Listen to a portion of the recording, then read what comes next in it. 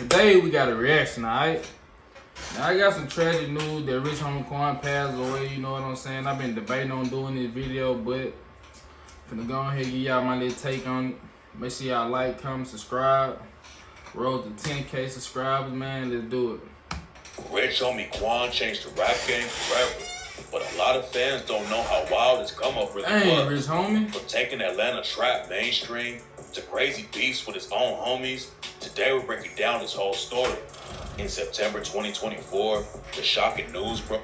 Hold on, y'all. Long live Rich Homie Quan. Broke that Rich Homie Quan had died. At first, it was just rumors going around, and nobody wanted to believe it. But then TMZ confirmed that he was really gone at just 34 years old. 34. Source said that it happened from an accidental overdose. And one source said that Rich Homie Quan died from a bad pill. Bad pill, bro. Make sure y'all say no to drugs, man. That's why I don't smoke, I don't drink, I don't put nothing toxic into my body, man. Make sure y'all say no to drugs. And if you're going through something, man, seek real help, alright? TMZ got the 911 call that Quan's girlfriend made, and she told the dispatcher that Quan wasn't breathing and didn't have a heartbeat. She said Quan was on their couch at home and wouldn't respond to her, and when she tried to move him, Quan started foaming at the mouth. My boyfriend and he's been asleep on the couch since this morning. Well, he never came to bed last night, and I just checked on him because I see he never got up. Ain't no way they leaked the 911 call, though. That's kind of crazy right there. And I don't see him breathing. I don't feel a heartbeat or anything. And I turned him over. I see he's on the phone at the mouth. This wasn't the first time that Quan allegedly had issues with drugs, though. Quan was shooting a video for his track walkthrough in Atlanta. It's not clear how everything happened, but Quan allegedly had two seizures, fell down, and cracked his head on set. Rumors started flying that Quan was having trouble with lean, and that's what made him pass out. But after Quan got out of the hospital, he put out a statement and said that he had been traveling for 3 days straight and barely sleeping. And after he was outside in the Atlanta heat to shoot the video, his body just couldn't handle it anymore, and he passed out. He said, "It's no secret that I do turn up. I don't deny that, but I'm not addicted to anything, including drugs, nor was I leaning at the shoot." Some people were still calling cap on it though, because Quan came up as an athlete in Atlanta and should have been used to the heat. Quan was raised on the east side of the city, living with his mom and younger siblings. Quan's dad lived in Decatur, and Quan would stay with him on the weekends. Back in the day, Quan was always into reading and playing baseball. Quan wanted to go professional with sports. He played on the varsity team. Man, I grew up bumping Rich Homie Quan, man. No cap. Like, I grew up bumping that man, fool.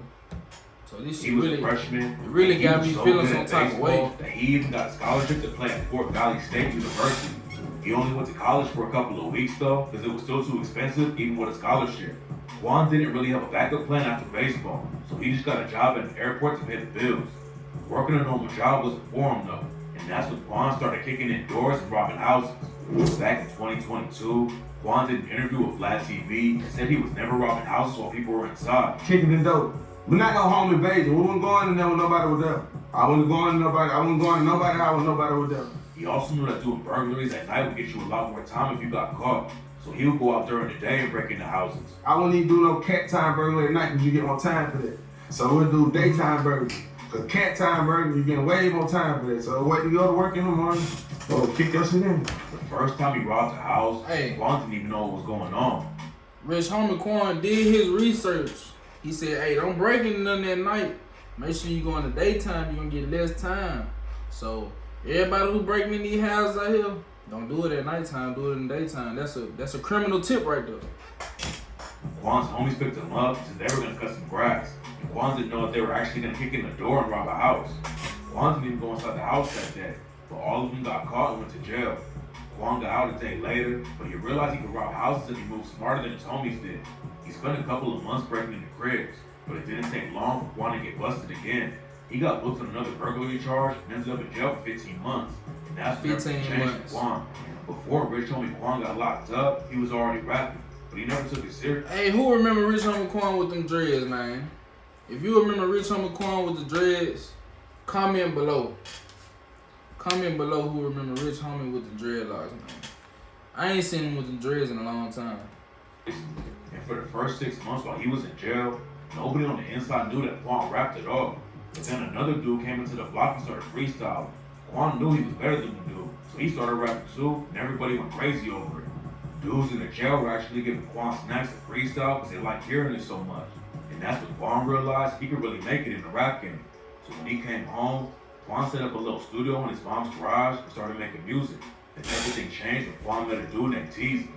Teezy was getting some buzz in the underground scene, and he's the one who took Quan to a real studio for the first time.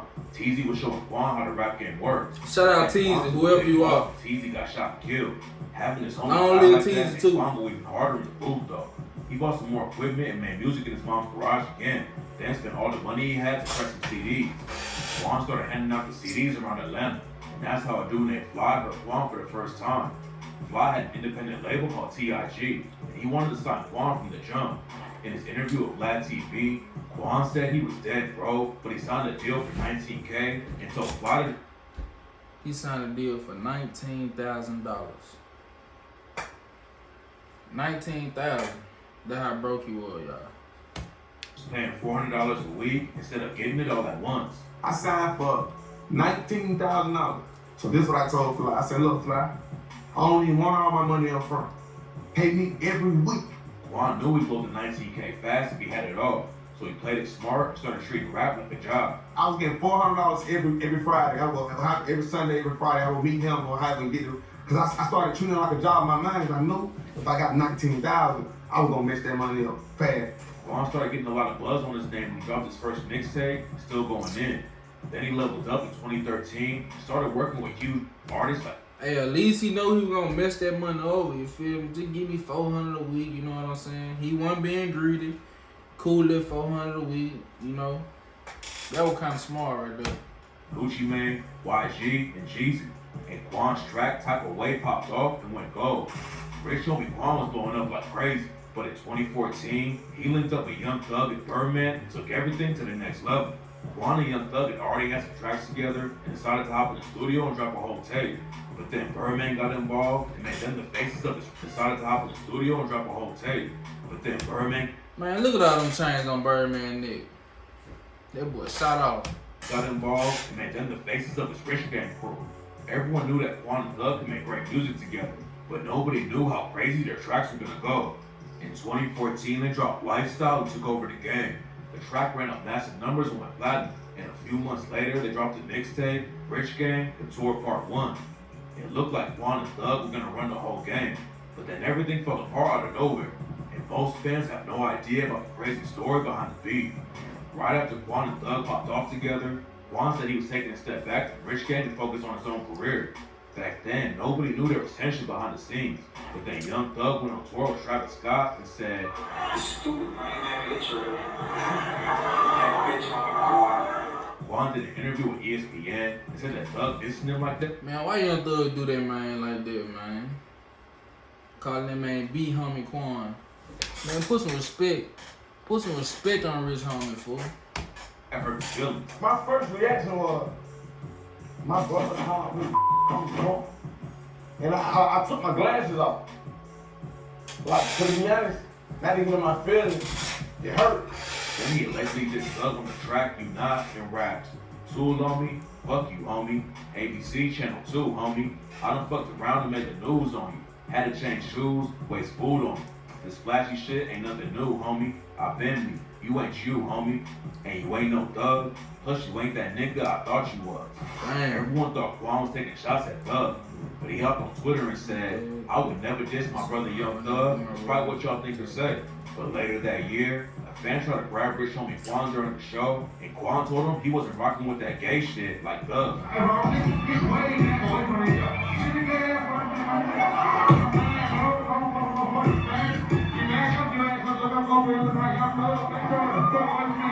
Young Thug dissed Quan on stage again and said, but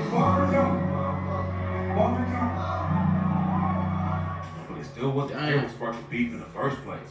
Look, they were best friends at first. With the industry, but the true story was way more brutal than that.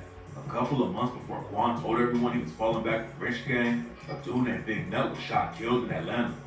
Nut had a lot of clout in the city and had ties to the rap game too. He was tied with Lucci, and Nut was also homies with Fly from TIG. Thug, Lucci, and Quan were all cool with each other back in the day.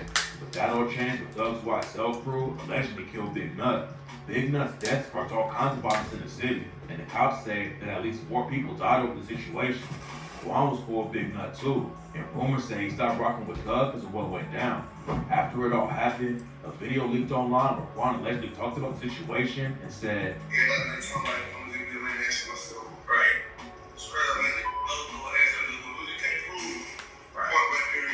but that wasn't even the most shocking twist in the story, because it turns out that Thug might have been involved with Quan's dad getting shot too.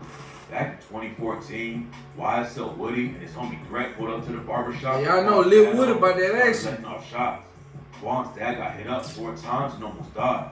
On the track Daddy, rich homie Quan raps, when I see him in that ICU room, boy, you know I went crazy, because I couldn't see my daddy like that. That's my baby. In other words, he my best friend. Talk to him daily. The niggas who did it to him, I hope they praying to God, but he can't help you in the situation. The paperwork also came out where Quan was allegedly talking about a situation with Birdman and Thug. Quan's dad allegedly had some kind of argument with Birdman and wanted Quan to fall back from that. So Birdman allegedly tried to take Quan's dad out, so Quan would eventually sign with him. People started calling Quan a snitch because of the video and alleged paperwork. But rich homie Quan hopped on IG Live and offered a deal to anybody who could actually prove he told on anyone. Buy my name is paperwork right here, $1 million. We can trade lives. After Young Thug and YSL got hit with a RICO case, the Big news Rico. broke that Quan had been listed as a potential witness. But that didn't mean he would actually testify against Thug or that he would even be called into court. Quan's name did come up during the trial though. While YSL Woody was testifying, a lawyer asked him if Thug had an issue with rich homie Quan bringing gang members to Thug's apartment. But instead of answering the question, Woody just asked Thug the question and made the whole courtroom laugh.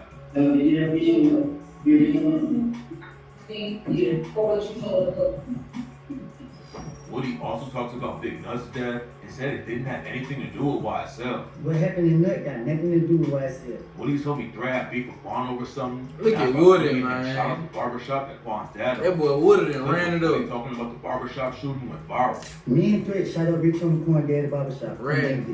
But in an interview, Rick Well, the gang's on here. Let's hit the road. And make sure y'all hit the like button, follow, subscribe, comment. Let me know what y'all think about the reaction. And let me know should I do more reactions, alright? Roll to 10K subs, let's do it. said that Woody was lying about the situation. What is the lie? The barbershop did get shot up, but it wasn't like, I don't want to talk about this, but it wasn't like, he is over exaggerated because the same day the barbershop got shot up, it was up and running. It's not clear what really happened, but after Quan tragically died, Woody shouted him out on IG and said, I hate this happen. I pray that God protect Thug and them from this country. Quan's beef with Young Thug was definitely the biggest one in his career, but Quan had issues with other rappers too. Back around 2014, when Quan really started blowing up, another rapper from Atlanta named Johnny Singo started beefing with him.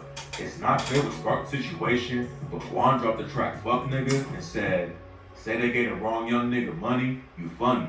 I don't know a nigga by Cinco. Boy, your real name Johnny. And first I'm gonna get the choppers, then I'm gonna go get the mat. Pistols hanging up the Rari. We shooting at all of their ass.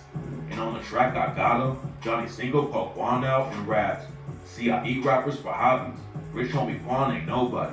I used to sell that boy Molly. I hit your hoe, well I'm sorry. They kept sending shots back and forth, and then almost got into a fight in the middle of traffic one day. Let's fight now. Let's fight right now. Get up, come up. I Ain't beat no your way. ass. Yeah, I beat your Dang, he ain't A get lot out of the people car. didn't even know about Quan's beef with Johnny Cinco, but Quan made a lot of headlines when he had drama with Future.